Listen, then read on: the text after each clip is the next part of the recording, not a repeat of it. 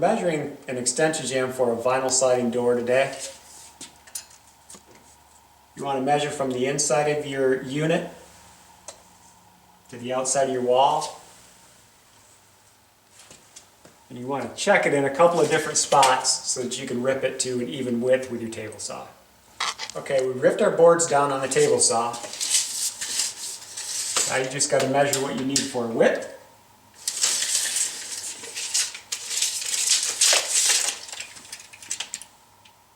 And the height. We're going to be installing our extension jambs with an easy hang door installation kit.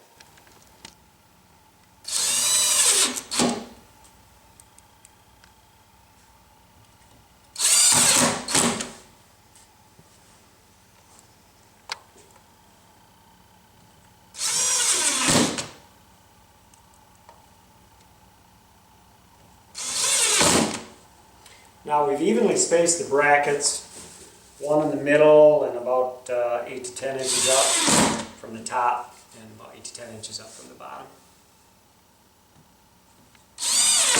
Okay, last we put another bracket in the center of the top extension jamb. The Easy Hang kit comes with 7 brackets and all the screws that you'll need.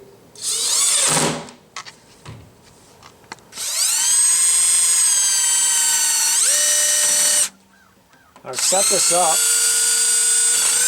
so the top jamb overlaps the side jambs. I would recommend pre-drilling your holes and then you can screw it together.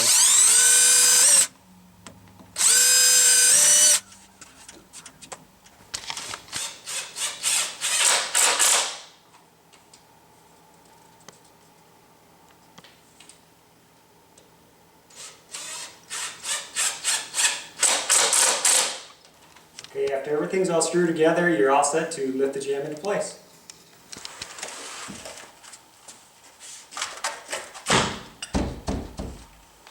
Okay, now you want to center your jamb with your door. Just want to measure side to side. I like starting at the top because it gives you a good reference to start from.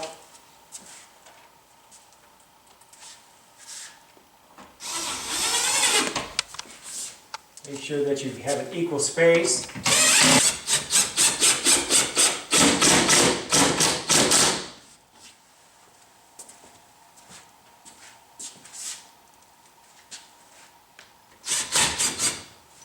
Okay, if we can get a zoomed in shot right here, you can see how I have adjustment to make sure that my jamb is perfect all the way down.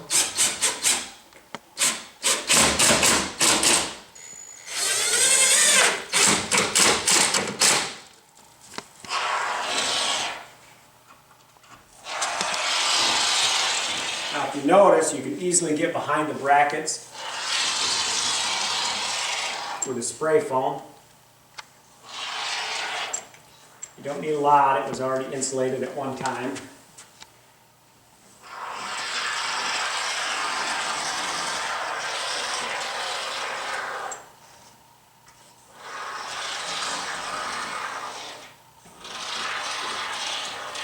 We're using a cottage style trim where the top overhangs the side. So all you got to do is measure to the bottom of your jamb and then add about 3/16 of an inch. You got about 80 3/8.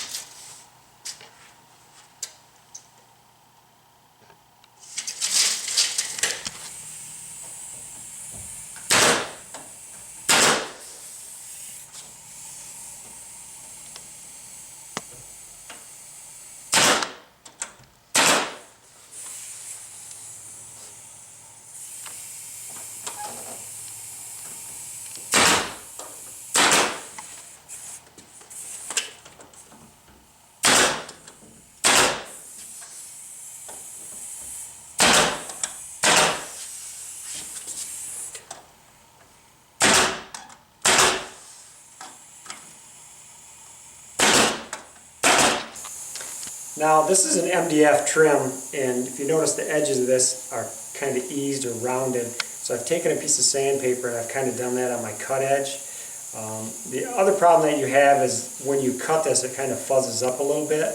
So I'm going to show you a little trick to help take that off. Okay, now what I'm going to do is just take a little drywall mud on my finger, slick it across the edge. Same on the other side. Now that just kind of soaks in and it'll allow it to take paint a little bit easier. Now you got to let it dry up for about 10 to 15 minutes and you can lightly sand it and it'll be ready to paint.